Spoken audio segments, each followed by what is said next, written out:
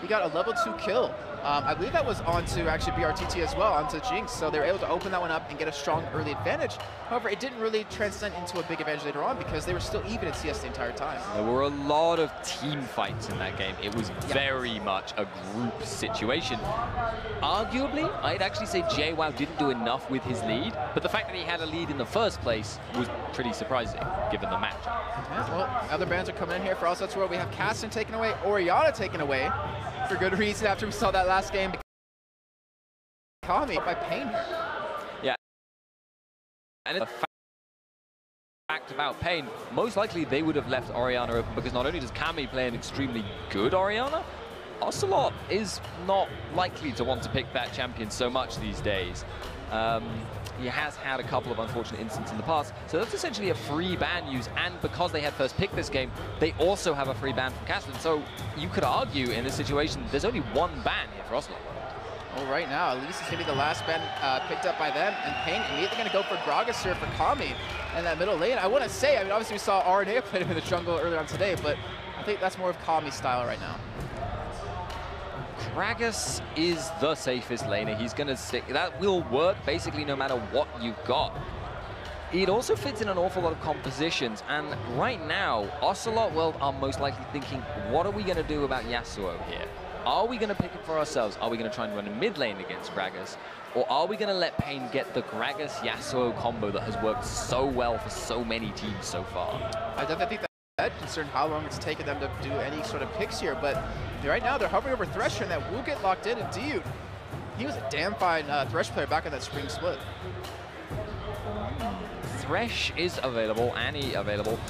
Yeah, Thresh is a fairly safe pick here because obviously the other top tier support, it's this kind of triangle relationship, except one is banned out. Leona is an option for paiN. There is also the option, however, for stuff like Lulu, which can work really, really well against Thresh. And if they are building a tanky kind of initiator as for you know, for a jungler or for a top lane, that could be really, really solid to work with it. I haven't seen paiN actually pick it though, so it may not just be in their roster. But it still might, if they want to go for Yasuo top lane, that could be a very good from Gragas either way, but I'm not sure if Venom actually plays Yasuo much top lane, but we're going to see Olaf sat on against their team. Give him credit, he did pretty damn well in the jungle. You know, for me, I always mention this whenever I've seen Olaf in the jungle, is Nintendo Dex. He's the first guy in my history of knowledge of ever playing Olaf in the jungle, and he consistently played it even when people thought it was bad. But it has come, or has risen back, you know, to 13 did a fine job of it. Goes in circles, really, Olaf. Yeah. Seems to vary, but at the moment he's kind of a respected top/jungler, but not a highly sought after one. If you get that one guy that's really good at the champion though, it's always worth doing. So, oceloteWorld, Thresh, Lucian bot lane. There's nothing too special there, but paiN have once again picked Sona into that. And I have to say that's a scary proposition because, again, someone very, very squishy against a potential load of burst. Well, you can, I mean, I completely agree. I mean, we talked about that when we saw Sona pick the first time. We weren't really 100% convinced, considering you're against an Annie who could just kind of burst you down, as well as Ezreal, who in fact did that multiple times, pushed him out of lane quite a few times. But that late game presence out of Sona, I can't go underestimate, as we saw in that game. It was ridiculous. It was able to open it up completely for them to win the game. But we do see Blanc and Wukong. That's quite reminiscent of what we saw with Millennium running earlier. They were doing it with Lee Sin, but if that's a jungle Wukong, which is it's most likely at this point in the kind of meta game at the moment, that could be a roaming gank squad post-6, and that's a really, really scary proposition for paiN to deal with because they're picking a very team fight orientated team. Once again, they seem to like doing that. They get lots of AoE CC, throw it all in together and hope to come out on top in a 5-on-5. But against that roaming gank squad, if they fall behind early, they get split up, they get picked off. That could start to work against them. One thing that oceloteWorld does have, though, at least, is that Morden, when we saw Ozone Giants back in the spring split, that was their thing. It was AoE team fights, control, CC, everything. And if any man knows how to do that, it's going to be him. He's going to know how to set this all up. But the synergy it takes to pull that off, it takes a lot of practice, a lot of time to really develop that. And right now with paiN, with that disengage out of Gragas, it might not even work. What oceloteWorld are going to do, it is going to depend somewhat on their last pick here, because as I mentioned before, Wukong could be either. Actually, Shyvana could be either. But if they get that Shyvana in the top lane, that's going to give them even more map pressure in the top. Most likely will be able to push back Surti for a long, long time. It takes Olaf a while to try and outscale. And if he falls behind even further from kills, that is an even worse situation. So you end up with a situation where you have the two-man potential roaming gang squad, Wukong and I nearly called it Kerb, and LeBlanc, moving together in the bottom jungle getting picks. You get Shyvana trying to roam down, and then you get pressure on the mid lane, allowing you to start taking towers and sieging things in. All right, well, we do have a Mumu as the last pick for paiN Gaming here. It looks like he will be in the jungle. Surti hit so many bandage tosses when we saw him playing against Isurus. He really set up his team for a lot of kills in that first game. He did play in the second one because I just didn't feel like playing it, but he's damn good in a Mumu. He's actually one of the few players I even see playing him anymore, but we're going to have Venom on Olaf top lane against the Shyvana. I actually saw, by the way, yesterday, somebody in the Brazilian crowd holding up a piece of paper right before they played, after they played Isurus Gaming, saying a Mumu open. It was dominant in that game. Now they're going to be up against a slightly stronger duelist jungler. I mean, paiN was running it against Zac before, who doesn't have that much invasion presence. If you are using Wukong against a Mumu, you kind of need to try and get stuff to work for you. But Wukong is arguably an equal late-game teamfight presence. Yeah, it depends on how they use it. I was wondering if they might pair it up with Yasuo on the top lane, kind of go for that, let's burst someone down quickly, let's end the fight right before it even begins, but they're going for that tanky top laner Shyvana. I'm not sure how much of a presence she'll be in these team fights, but in terms of lanes to watch, where do you expect all the action to really go down? Because we have that Gragas LeBlanc. We've seen that matchup just earlier on today. We have Shyvana Olaf top lane. We have that Lucian Thresh, Caitlyn Sona combo bottom. Where's your eyes going to be? Bottom lane is the most sensible place to watch. Thresh throws back the lantern, goes in, even if he misses the death sentence for Sona. Squishy character, goes down easily. And of course, Caitlyn is going to try and push early on, try and get that CS advantage from using his burst. It's a scary proposition to deal with, but it does mean Surti can fairly reliably go for counter ganks, and Amumu is actually very strong in a 3-on-3 situation, assuming it's a close-up fight. Very true, and I really want to see what's going to happen here. paiN, I mean, they're one map away from getting into the grand finals. oceloteWorld, they're one map away from being dropped out and kicked out into the semis, and that's obviously not where they wanted to be when they flew all the way here basically last minute to replace Dignitas for us. But we're underway here, guys. It's going to be paiN Gaming on the blue side. We're going to have oceloteWorld on the red here. And level 1, what do you expect? Level 1 Thresh Hook is a big, big factor. paiN don't have the option of going for that towards that bottom area, but paiN can fairly easily at least keep vision. The main catch point is going to be around here. Wow, and BRTT reading it right here, actually walking towards him, spotting it, and then being forced to actually just backing away. And we saw Essa do that actually with 7 wards, and he kind of got caught out, and he was forced to flash and actually level up that rocket jump when he's playing Tristana. But both teams, they're gripping up towards the bottom side of this map here. It looks like oceloteWorld are going to be the ones to actually back away. Yeah, if you don't get someone and they know you're there, as a rule, not worth sticking around. They might catch you off guard. And even if they don't, they're not going to take an unfavorable trade. They can just counter-invade, steal your own jungle, and you won't necessarily know if they've done that. But actually looking to try and go for another invade there. Nothing really doing, though. They were trying for something right now. I mean, this is what I like to see out of a team when they lose the first map, is try something risky, try to go for an invade, try to make something happen early on. And they tried, but unfortunately, no one on paiN was there to really be hit by that pull and by that hook. So we do have an early ward coming down in this bush here in the river. We are going to have Morden starting up at his red, as well as Surti starting up here at his blue. Looks like it'll be a very slow game in the beginning, but it can become very explosive. And I want to see Morden. You know, we saw him on Lee Sin. He wasn't doing that much counter jungling. He didn't pull out that many ganks. But if you're going to play a champion, like, this is exactly perfect for it.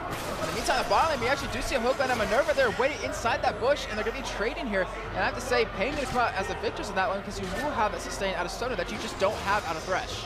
Yeah, and their health is higher as well, even before level 2 and Minerva's sustain. That gives Kaylin the opportunity to push out. That gives her that little edge early on, the experience advantage, and forces them back. That does mean Morden now has a bit of a reason to go for that bottom lane early on, but it would be a very, very predictable gank path if he chose to go for it. Oh, wow, you're actually seeing Diud back away off the bat. I'm not sure. Okay, let's say I wouldn't agree with that because then Hada would be screwed at that turret. Either way, nice early advantage coming out of paiN here. And BRTT getting a nice amount of CS. Not even one CS picked up for Hada with the flash. Okay. Coming out of BRTT might have been a little bit preemptive. Not really sure if I agree with that 100%, but that might just open up a game for Morden if he wants to visit after this blue buff. Yeah, even though it's a predictable gank path, if the guy has no flash, you will have a lantern to jump in. The timing would be about right for it to be level 3 if he goes for the white. Yeah, maybe. But at the same time, he doesn't want to risk being counter ganked. You can actually see Sir T is expecting the gank. He's ready for that situation. He's heading down. He's not going to be spotted working over here as well. And he said, hey down D, they're relatively healthy. Morden actually not coming down right now. Sir T actually just going to back away either way since the lane is pushed up so far. So let's look at this top lane for a little bit. Venom, 15, 16 CS to the 7 of JWoww. Has a nice little bit of an early advantage. But Morden, I just want to check on Morden because he was already heading down. Yeah, now both the junglers are thinking about this bottom lane. But I've got to say, if Morden can get all they're this... baiting it. Ooh, it's paiN risky. is baiting this in right now, and unfortunately that hook doesn't land, but they're still being so aggressive. They know Sir T is there. They have Kami coming down from middle lane, and they're going to make this in perfectly. Minerva is going to get slow. He's actually going to flash right there. Comes Sir T. He actually lands the hook. He goes straight for Hada. Here comes Kami from the side. They have the flashes. Will he go for it? He's going to go over the wall. He does flash. He does hit the Q and the Ignite, but it's just not enough damage just yet, and they will be able to escape without losing anyone. But Kami there, smart roam, misjudged the range on the body slam flash.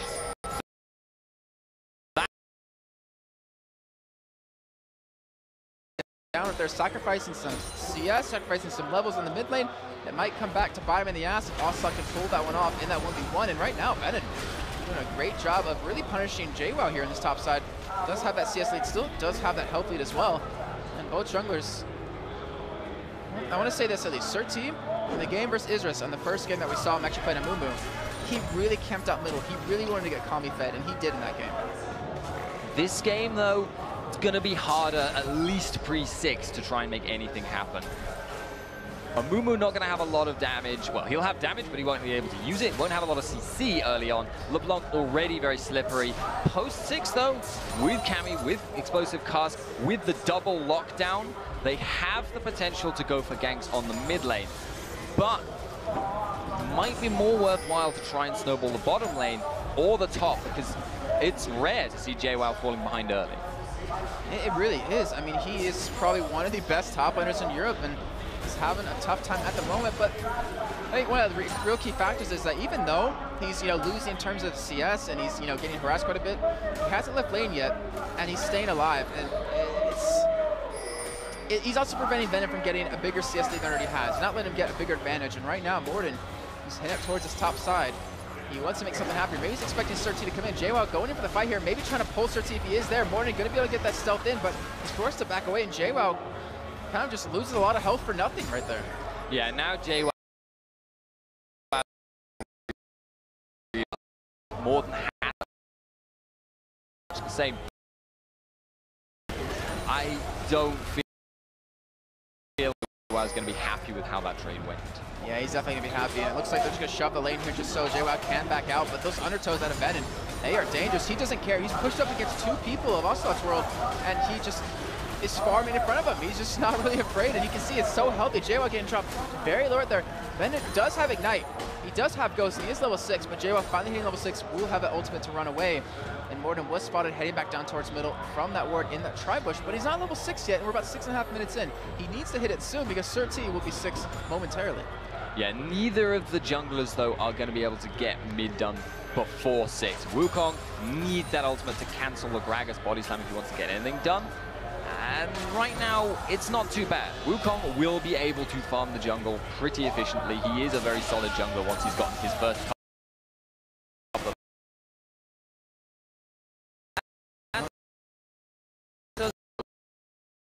A little bit behind Sir T, and the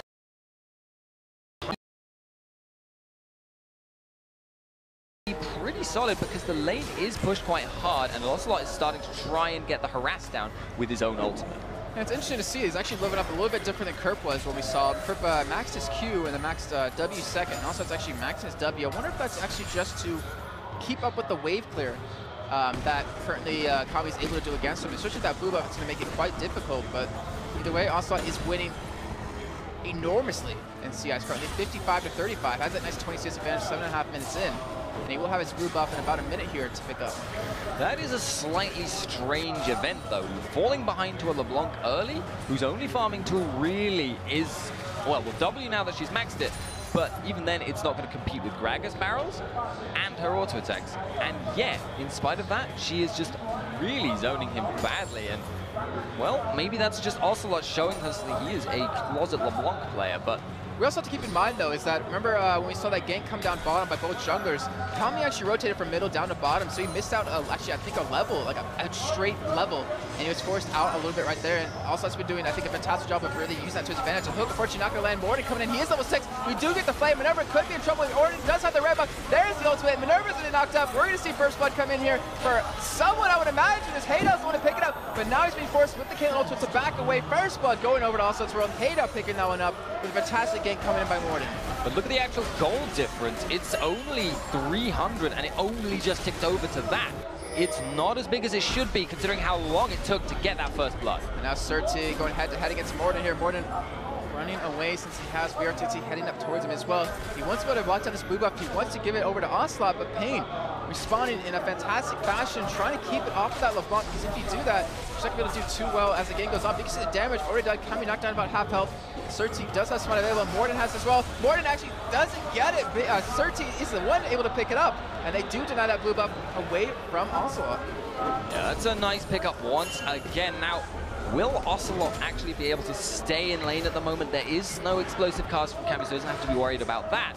But a body slam flash into a Q or a would flash be enough. numeral ultimate, and you're dead. You're gonna die right there. Careful, he needs to make sure Kami a way to get back in this game in terms of CS and the catch back up.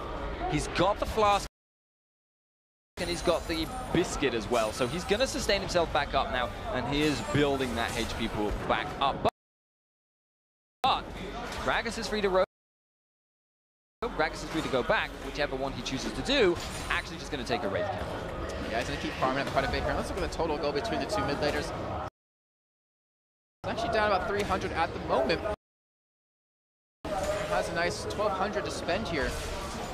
And right now, Ocelot is shoving that middle lane down. It looks like he actually wants to go by or maybe roam around here and really force some pressure on Kami. In the meantime, though, Surti is heading down towards the bottom side of the map. He's looking for a gank in. He hasn't used his ultimate just yet, but they have that crescendo combo if they want to go for it. They're trying to bait Ocelot a little bit far out, or oceloteWorld a little bit far out here. And Morden's heading down from the top side. He actually has ultimate available as well. We could see major fight break out, but just saw Surti back away. This is once again Surti playing a counter-ganking game. He was ready for Wukong to potentially go back down. He was actually just on time, arriving at Hong.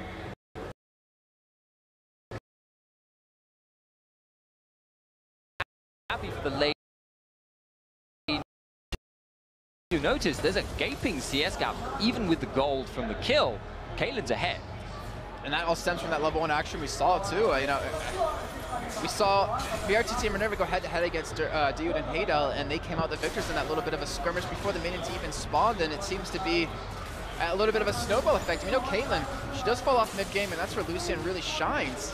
And he is going for that Bloodthirst. He's going to have quite a bit of damage here. I'm pretty sure he can out-trade Haydel at the moment, who only has that phase. Caitlyn puts you in, essentially, the Caitlyn trap. You get shoved up against the tower, you get poked under the tower, and your minions are dying to the tower, so you get less lifesteal. That means as long as you don't get any kind of relief, any kind of jungler presence, you end up falling further and further behind on CS as time goes by, and bot lane has remained relatively unscathed, other than that one gank from Morden. Surti, he's looking for a gank here in middle. He's off to the side, but Ocelot, he's not biting it. He's not going to attack that hook. He's going to wait back. JWoww and Venom still going to head towards the top side, and Venom, being that Spectre's Cowl, going to have that extra regen off of it. Morden heading down towards bottom lane, as well as Sir T. We might see that fight break out. Both junglers really focusing on this bottom lane at the moment, but not a lot of successful ganks have really stemmed from it. Sir T is hanging around still, waiting for Morden to do something in this bot lane, but thus far he's not had a lot of luck. There is still a Lantern gank available, the Cyclone is available, the flashes are available, and Sir T is there and ready and waiting. Right now, I think oceloteWorld knows something's up. They think they know that Sir T is here because paiN is pushing very, very heavily. And Morden's got to be careful. If he moves outside that bush towards the left side, he will be spotted by that ward. And Dude trying to apply that pressure for that potential hook. Here it comes. Fortunately, not going to land on anyone. And I would imagine that means Morden's going to back away, and he's going to take that white cannon. But for all this time that Morden is spending, he's not getting a lot from it. And meanwhile, oceloteWorld are bleeding gold in this top lane because JWoww, the difference is increasing as time goes by. It is. And that gives Venom that free reign over this turret. That one's going to fall. We're going to see the first turret of the game go over to paiN, and they're going to solidify their lead here, even though they are down that first blood. paiN continuing to take advantages here, and oceloteWorld need to do something about it.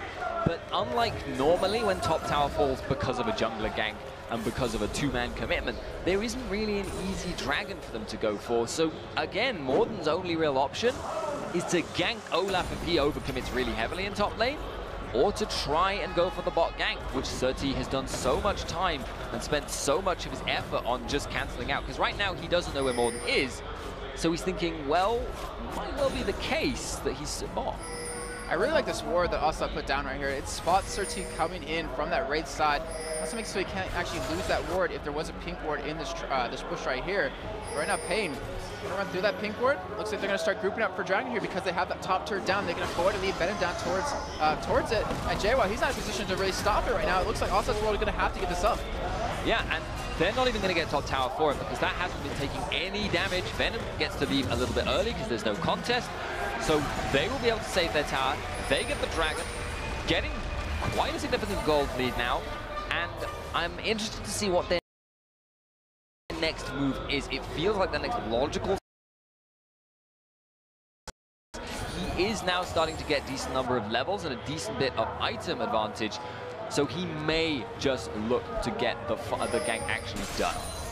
It's been a relatively quiet game. I don't know how you feel about Spikington, but compared to last, not a lot of action happening. I mean, 1 kill, 14 minutes in. I think we had about 27 kills, 25 minutes or something like that last game. So it's a lot slower, and I think that's both teams realizing that paiN, hey, we're 1 map away from getting to the grand finals, and also oceloteWorld realizing that, hey, we're 1 map away from losing, from getting kicked out in the semifinals. So both teams take this very seriously, trying to pick up the win they need here. Hesitation can destroy you, though. oceloteWorld have not been making many proactive moves, and you can see Morden has been scared to go for those ganks in the lane. Right? Advantage over Sir T, who's been spending a lot of time in that bottom lane as well, just looking for that defense. And ocelote potentially could have been killed there, by the way, if explosive castle had been thrown after that. Definitely could have right there. And one thing you have to keep in mind is actually ocelote building a little bit different than we saw Kurt build. He's actually going for that, I was about to say he's going for that Newton Holy Grail, but maybe just keep that chalice for that regen in lane, because he does have the items he needs for that DFG. And Sir T is pushed all the way through the jungle. He hasn't been spotted just yet. They might try to go for gank on a Haydal here. It's going to be very dangerous. He's still waiting inside that Tribush. Haydal actually just running away, and Sir T noticing there's no words in there. Won't get anything off either way, but we do have an orb picked up. We have that greater orb picked up on a BRTT, and we've only seen that one time today, or sorry, one time throughout this entire tournament, and that was yesterday. It's an interesting thing about it on Caitlyn specifically, though, because sometimes it's worth it for her in order to make sure she can use her auto attack range if someone is hiding in a brush. With other characters, it's not so much use. Shyvana actually now potentially is about to get some reinforcements. oceloteWorld are pretty much surrounding Olaf, who's running away and trying to recall, but oh, he does not have time. He does have Ragnarok, he does have Ghost though. They're not gonna get the knockup, it's actually just waits on it. Ghost is popped, looks like he should be able to run away here, and he will escape. Okay, I'm a little bit surprised there, but no lockdown available, I guess, because of the ultimate. So oceloteWorld commit 3 people, get nothing, and paiN now have a chance to maybe try and cut them off. Sir-T is brave, moving towards them all, but is actually supported by his team now, so it wouldn't be so bad if he engaged. Also getting hit by that bear right there, and you know, BRTT yesterday on that Draven, he is the only AD carry I've ever seen to pick up that Greater Orb, and he seems to like it and use it very well. But right now, neither of these teams want to go for a team fight. They're really hesitant. They're not feeling like they have an advantage either way, and I'm not sure paiN realizes they have that 2,000 gold lead, but it's not really reflected in the items just yet. I mean, yeah, you have BRTT with that Bloodthirster, you have that Holy Grail done for Kami middle, but that's just about it. No other major. Though with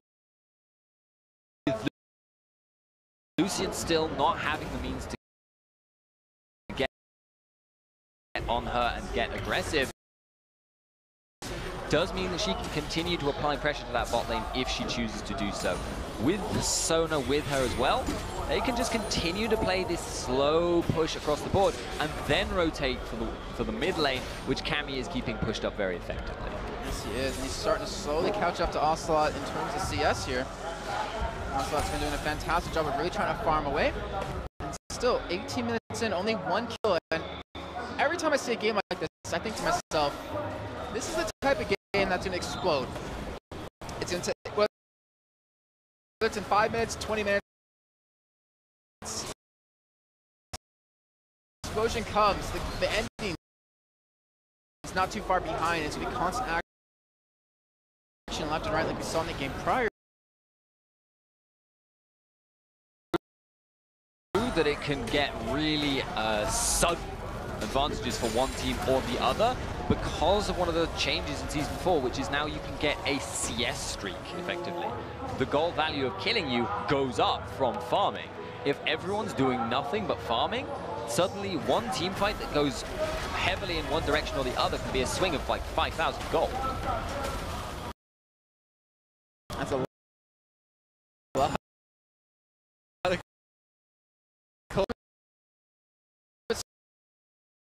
Surprised that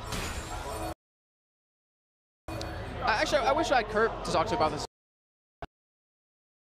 A little block, how effective is she if she doesn't get any kills versus the CS that she's picking up? Like right now, Ocelot's been doing a fantastic job of CS. He makes sure he keeps his items coming in. He has a DFG done, but he also doesn't have the burst potential yet that you want to see out of a block. I mean, obviously he's level 12, it's still relatively early in the game, and maybe that would change in a few minutes. She's not quite as snowball dependent as she used to be. Nowadays, the way she tends to work is that late game, she gets to get her ultimate on a very short cooldown. She bursts someone either out of the fight completely or very, very low, and then backs off and then waits for the 15, 16, 17 seconds to get a second rotation off and burst someone else either completely out of the fight or finish someone off. So it's she's not as dependent, as I say, on snowballing as she used to be, but she can still snowball very, very hard. And paiN, they are starting to group up a little bit here. Dragon comes in about 20 seconds. They're still leaving Ven on top lane to start pushing as he does make his way down here. Remember, last time Dragon was available, JO wasn't down in time, and it was just a free Dragon to paiN, and they're going to be there exactly as it comes up. And it doesn't look like oceloteWorld's going to even try to contest it here, but we will have Ocelot picking up his own blue. He doesn't have a lot of mana to spend at the moment. The word's down, paiN should be able to take this.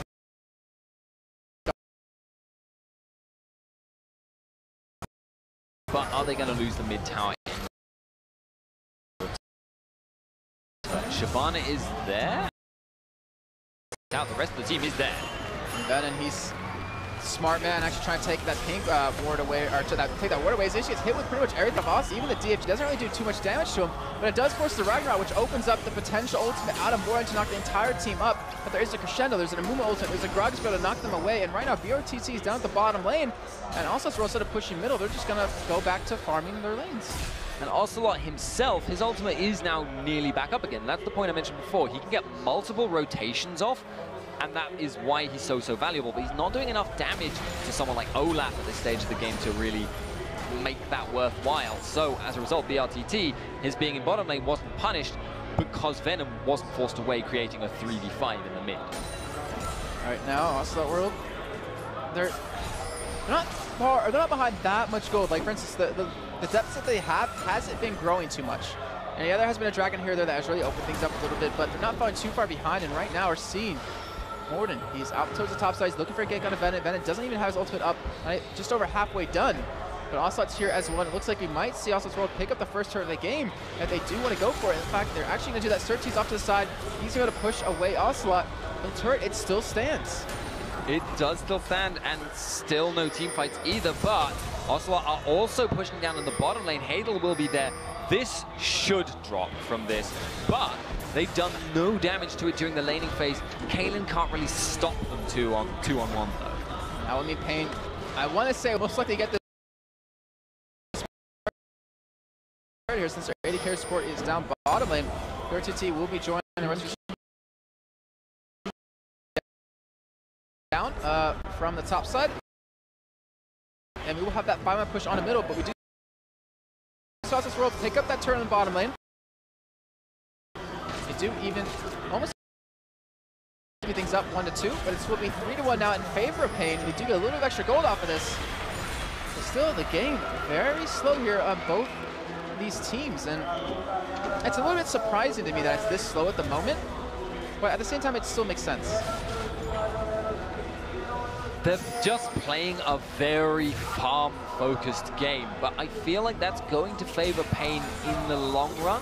It's going to take a long time, obviously, for Caitlyn to outscale Lucian, but otherwise, I'd say every single character on both teams is not equivalent in role, but equivalent in terms of their late-game scaling. So Caitlyn will be better than Lucian in the super late game, and arguably maybe Sona will be better than Thresh. But Shyvana is probably going to be a serious threat late game, and Wukong much the same as Amumu. So it's just going to continue until one side can find the situation to take advantage of. But because they're so scared, they're also not really getting much warding. Well, we're about 23 minutes in. Let's go and take a look at the items that we have built up between both these teams. Venom has a Warmogs. You know, why not? It's on 3,100 life right now, 23 minutes in. He has that Bilgewater Cutlass plus that Spectral's count. We see the Locket coming in momentarily for Surtee. We see the Death Cap almost done for Kami right now, and that Bloodthirster Static Shiv picked up for BRTT. Bloodthirster Static Shiv. Damage now. Not 3 items breakpoint where she starts to scale upwards again, because that's kind of where AD carry items really come to the fore, and that's all Caitlyn is. She's just a long-range user of AD carry items in the late game. As things are right now, it's going to continue at this current throwing rate. JWoww is going to farm the jungle by the looks of it. That's no one's in top lane. I'm a little bit surprised to see that, because in this situation where everyone's just playing Farmville and like competing in that, an entire lane undefended when there's no real objectives to force is a little bit remiss. I feel like watching Farmville might be more fun than what's happening right now, because this is probably one of the most boring games I've ever casted so far. It's just no one's doing anything. They're just more happy about farming away than really fighting, and that's really not going to work just yet. You need to make some fight happen. You need to make something happen between these teams. Something's got to give. And you know it's going to kick off. I mean, with what's at stake, $15,000 for first place. You know, one team is going to crack, or one team's going to get that engage that they're finally looking for and get them out of place, and we're going to have this thing break wide open. But 2.4 thousand gold is the difference between these two teams. And like I said before, it really hasn't changed. We just see Crescendo. Ocelot baits up the Crescendo. So damn well done right there, and that might have opened up the engage that oceloteWorld finally created some level of this. That's a major ultimate down for paiN, but because oceloteWorld is not going to be in position to go for a team fight, paiN to back away, and the Crescendo's going to back up by the time Dragon is. So actually, it may not have created that much of an advantage. Well, let's see what happens here in just a few seconds. It looks like the entirety of oceloteWorld is going to be back in a lane, but meantime, so is paiN. And I think you're right. I think we're going to see the Dragon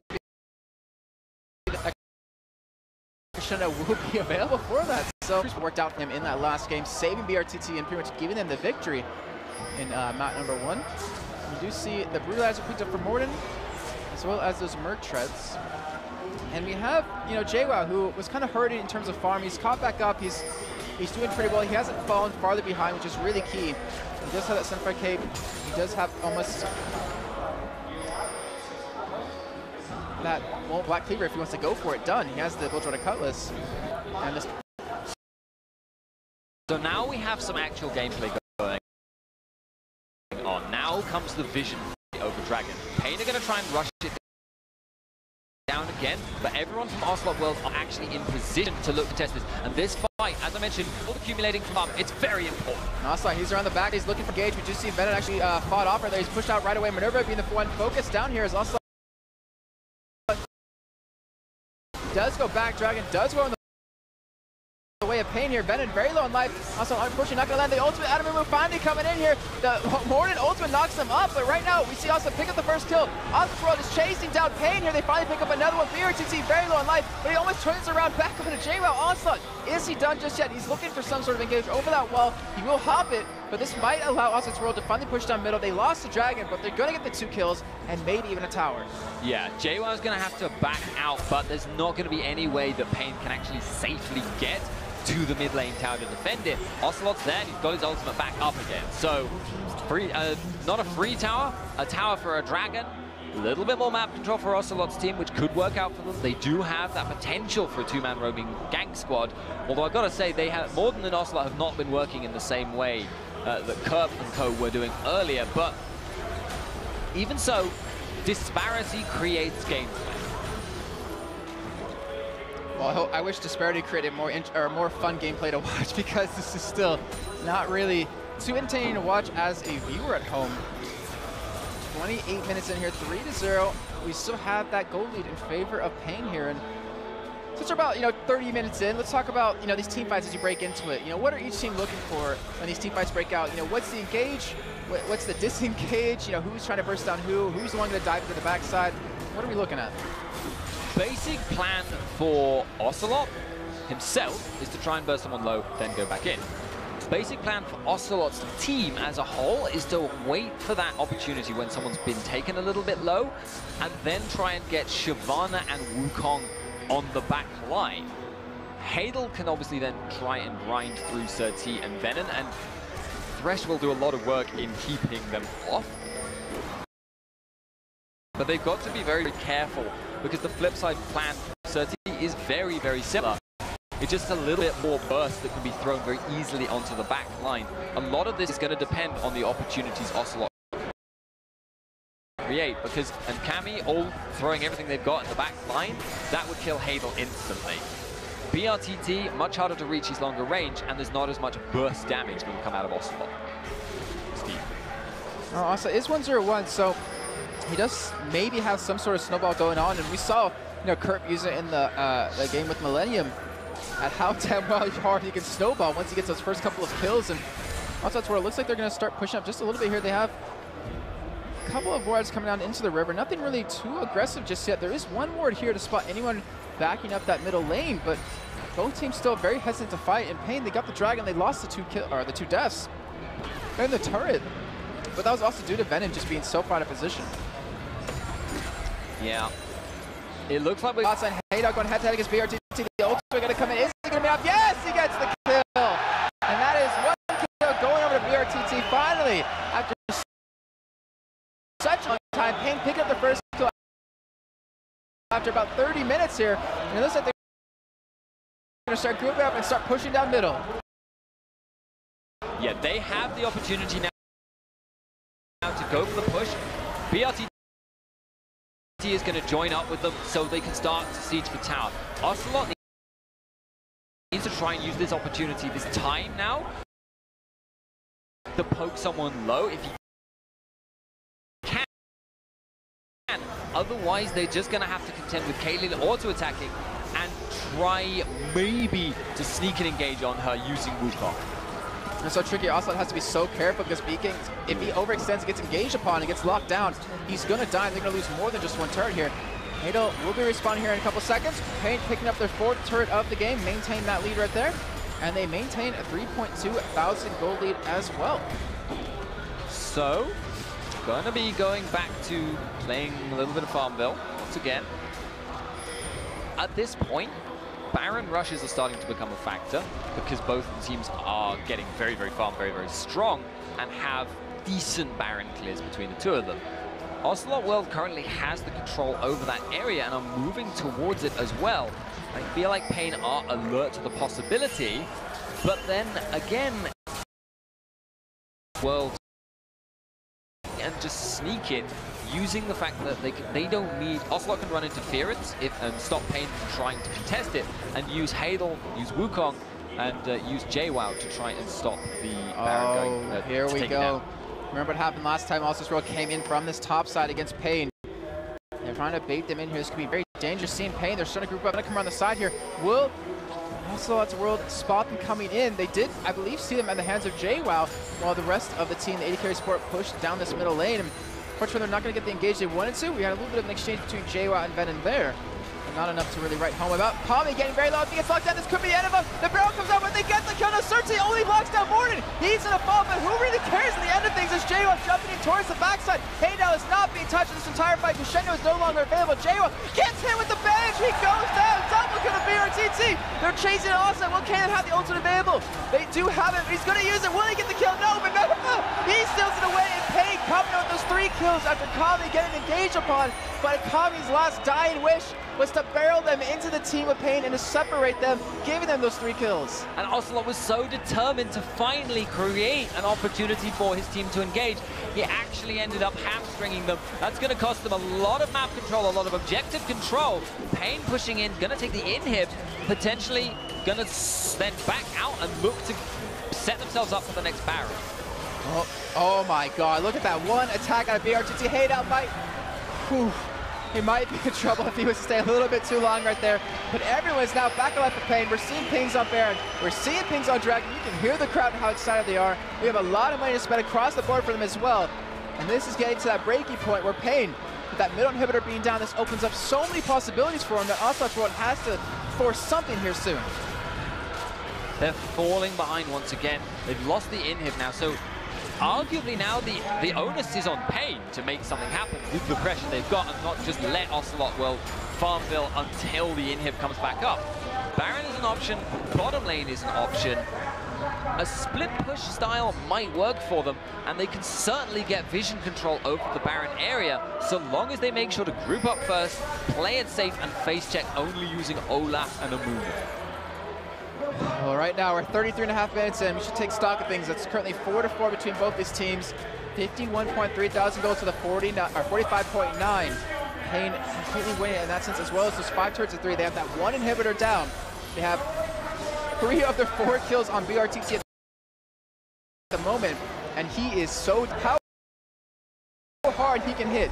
He shot and life, and even Sir T is not afraid to go for that little bit of engage. Has that rocket done? Building up towards a Randuin's, I want to imagine, with those 2 cloth armors. And also, that's where they're pushing down middle. They're having paiN out of position. Yeah, indeed. Now Venom's actually potentially going to take a lot of damage, but he's so tanky. But the collapse is coming down. And JWoww, he's trying to distract here. He's going to be away as he has his ultimate available. We do see Morden come over that wall towards blue buff here, and kami will he try to steal it away with that ultimate. We're going to see Ocelot actually steal it away, so they're going to deny it away from them. They do have a little bit of goal back of this game. They are forcing the fights towards the middle of the map, just on paiN's side. They're shoving down that middle lane. And paiN, they need to make some sort of answer here. They need to make some sort of engage, and it might come in the hands of the nervous Crescendo when he does have that flash available. Letting the blue buff go, they're not a major concern for paiN. They're not actually playing the defensive game right now. It does decrease their sieging potential a little bit. The next move for paiN, though, really is to force a fight. They have a very fair AD carry, and I have to wonder why thus far they've just been kind of sitting around and not really doing much with the super creeps. It's very true, and I think it's just not wanting to blow this lead that they've been able to build up. I mean, I'm thinking back to the Copenhagen World spring split of LCS and how they could win early on.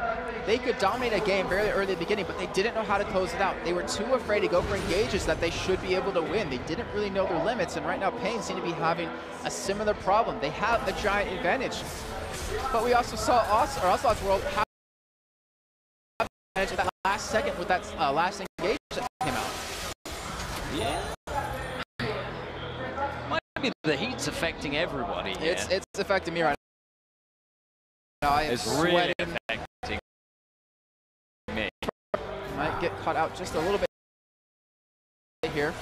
There's that thrust trying to get away. We need to see paiN, maybe 205 armor. He's able to do that much damage onto him. Also, it's going to be sitting in this bush here with the help of more. They might be able to get the engage on the backside that they want. We see the hook land on Ben, and that's what the target they wanted to make happen. They turn around. Also gets locked down. He doesn't hit the shot. He gets knocked away. The ace, and it picks him off here since he gets the kill. And that shuts down the major break potential out of oceloteWorld. And Morden being forced to back out of this, and this might be a turret going down. Certainty committed that ultimate just to get the kill on all sides, and it worked out. And now that they've gotten rid of Ocelot, Siege. Oh my god, plus the Lancer holds JWoww away. She's top, put upside level in the middle where that inhibitor is naked right now. They should be able to get this. There's very little potential for oceloteWorld to engage this fight at a disadvantage. So that goes down. Now they can back out. If they want to, they can continue to siege though. They're not low on mana, they're not low on health. They still have all the options in the world. They really do, and it looks like that option is going to come down to paiN here. They have those two sweeper lenses. They have that greater orb as well. They're going to hop over that wall. Remember, Morden, he is available. He has his flash. He has his smite. He has the stealth potential to come in as well. Also, there is a pink ward down. But take a look at that Baron Hill down to about half health now, down to about 5,000. He's going to be taken out very quickly. JWoww's going to hop in there to give him that vision. Let's see if paiN's going to try to take this down very fast. JWoww just distracted him. They said, forget the Baron. Let's hit JWoww. And the Baron down to about 1,500 health. They pushed him out. Orin's not going to go in. Also, hops over the wall to see him. They get the Baron buff, and they're going to try to chase after oceloteWorld. Morden, he is actually, sorry, he might be in trouble. The ace no going to come in. Almost gets the kill into forces the flash. And oceloteWorld forced to just completely back away, but paiN, full health, almost full mana. They have a Rules ultimate up, they have the crescendo in just a second, they have the flash out of Sona, and this could be the end of the game coming here in just a few seconds. paiN haven't backed in a long, long time. They're going to do that next, and then they're going to go and, well, siege bottom lane almost certainly. That is the best option for them right now. They can pick up their final items, pick up, for instance, a Last Whisper on BRTT, and then they can siege. But the problem is they're going to face up against Ocelot again, and unless they can catch him in the same way they did before, Caitlyn is never going to dare go near the tower for fear of that instant combo. I feel, though, that at this point, paiN are just completely taking control of the game, and it's just Ocelot playing a very slow, defensive style. All right, now we're 38.5 minutes in. The heat is kicking in. paiN, they can taste the victory right now. They are so close to finishing this off and advancing into the grand finals. The first Brazilian team to ever do it here until Extreme Masters Sao Paulo. They're going to start pushing this bottom lane. They don't have Sona. They don't have Caitlyn. They need to be careful because Ocelot, well, he doesn't really have the damage to burst any of those two down, but he might be able to get Kami very low off of this. And here comes the siege. Mid lane, Hasselgreen's pushing down in favor of paiN. All it really takes is that one hook and that burst potential coming out. But also, he does have blue buff. He's low on mana right now. He's using all of it just to wave clear currently, and that's going to roam out very soon. They're going to have to get this turret up in just a second. Ocelot does have those home guard boosts, though, to reach on the fight here. It's only a matter of time for paiN to get this turret. It's always the engage.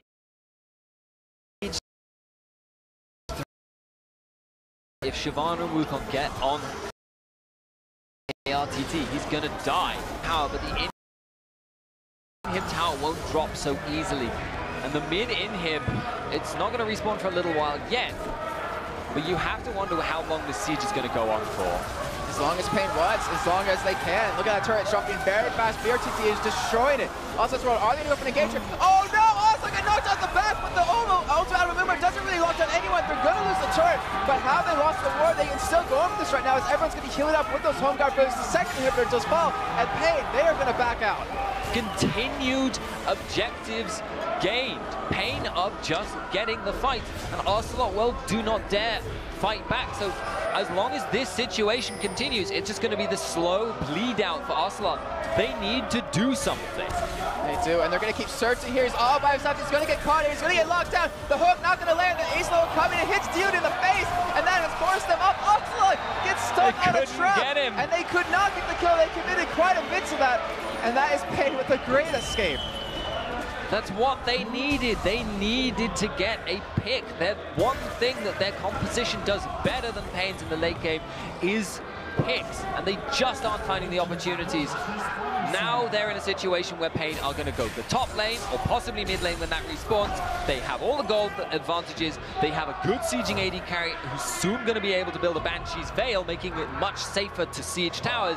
And Ocelot are going to be forced into a situation where they engage or they lose the final few objectives, and then they just lose. Well, right now, Ocelot, he has that Void Sap done. He has Death Cap done. He has that DFG done. He could possibly kill Kami or BRTT or even Minerva if he could get into that back line, but we saw in that last fight alone how damn hard and deadly it can be if you do try to go back there. He was knocked into his own team. Luckily, he was able to trade places with that W and stay alive, but who knows what would happen if he did get taken down. That might have been the end of the game. And right now, paiN, they're shoving up middle. They're pushing this lane in. They might start to move top lane to push that one in and go for the last inhibitor. Minerva dodging out on that hook. This inhib will fall if paiN are allowed their way. BRTT did just lose his Banshees, which is a very critical fact. And it gives Ocelot their last chance. There it is. He's going in for it. He does back out. Crescendo just land on Ocelot. They're going to pile on top of him. He goes down. The movement ulti blocking down Hayda while they're chasing straight for the AD carry. Bennett, very low life. He's forced to back away, and oceloteWorld, they're not done just yet. They have so many people low. BRTT's not being touched. Now he's unstoppable. Picking up another kill. paiN out. He's trying to run for his life. Jaywa's saving his life. It doesn't matter. Kami gets a kill, and that is 3 men now down. They have the super minutes. They have 2 next turns to take down. They are so close to locking this one away. Ocelot's desperation to kill BRTT hasn't cost him the game. It was the only thing he could do, but it didn't work. And unfortunately for him, he did go down. BRTT is just attacking away at those turrets. He's not taking basically any damage. They're looking for this last bit of fight. One next turret falls. The second one is going to fall here. paiN Gaming are going to upset oceloteWorld, taking this 2-0 and advancing into this grand final to play against Millennium.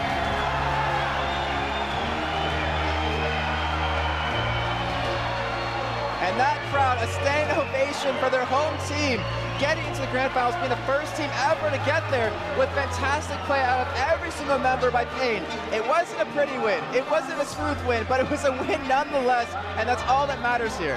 And oceloteWorld are going to be disappointed with that result. They came into this maybe arrogantly, thinking, we are EU, we are one of the best regions, maybe we can just getting this far in the tournament. The crowd's still on their feet. Viva Brazil is all I can really say right now, because they will be going up against Millennium, and if they play anything like they did just now, we could have paiN. We could have our first Brazilian champion here at Intel Extreme Masters São Paulo.